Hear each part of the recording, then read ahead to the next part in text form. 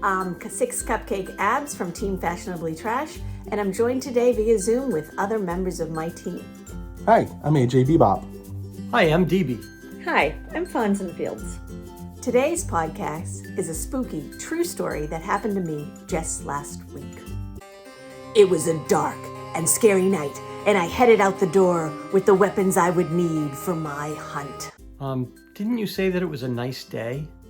Yeah, it was a sunny day. You're a vegetarian. Just what kind of hunt were you going on?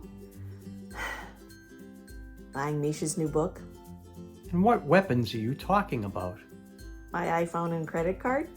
You said you were going to tell a true story. Okay, true story. It was a bright sunny day as I headed out to the only Target in a 20-mile radius said to have a copy of Misha's new book. It was a pleasant drive and I was enjoying a winding, tree-lined road until all of a sudden I got that apprehensive feeling that something wasn't quite right. I had spotted a sign that read, "We support our law enforcement officers," and then another, and then another. I saw so many that I began to wonder, where am I? Were there any Black Lives Matter signs? Not a one, just the same sign after sign after sign. Seeing only trees on the other side, I diverted my gaze there, but through the trees I glimpsed the probable sign owners, a bunch of old white men hitting things with clubs. You mean a golf course?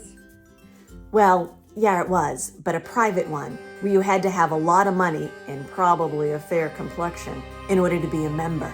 As I passed by, every head turned and stared like they could smell new blood. Maybe it was me or my cute little electric car, but either way, their looks seemed to say that I was not welcomed there. So again, I diverted my gaze, but I could not shake that prickly feeling that I was not where I belonged. As in front of me, every other telephone pole was adorned with a huge American flag. And just like the signs, there was flag after flag after flag. Until they abruptly stopped at a rifle and revolver club. Did you see people with guns shooting? No, I simply sped away and wondered again, where am I? Finally, near the end of this scary 3-mile stretch, I spotted a surprising sight for this particular street. A gray-haired woman of color. I felt so out of place here myself. I felt apprehensive just thinking about how it must feel for her. It was as if she read my thoughts and tried to put my mind at ease as she smiled and waved and jogged into her driveway, wearing sneakers, shorts, and a red tee. Oh no, she was wearing a red shirt. Is she okay? She openly fights a just cause from within as the pole in front of her house held a large pride flag and a sign below, the one and only sign that read, "Black Lives Matter." As I turned onto the main street with Target just a mile away, I felt a sigh of relief thinking that my little episode of The Twilight Zone was over. But was it? I headed into Target and asked the woman at customer service where the books were. Her eyes glowed red and she told me to go to hell. Cupcake. Sorry. There was a bounce in my step as I got excited of the thought of heading home, via a different street of course, to read Misha's new book.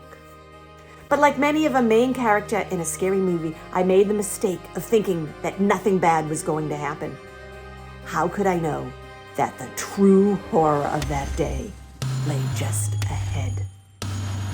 When I got to the shelf where Misha's book should be, all I found was an empty space.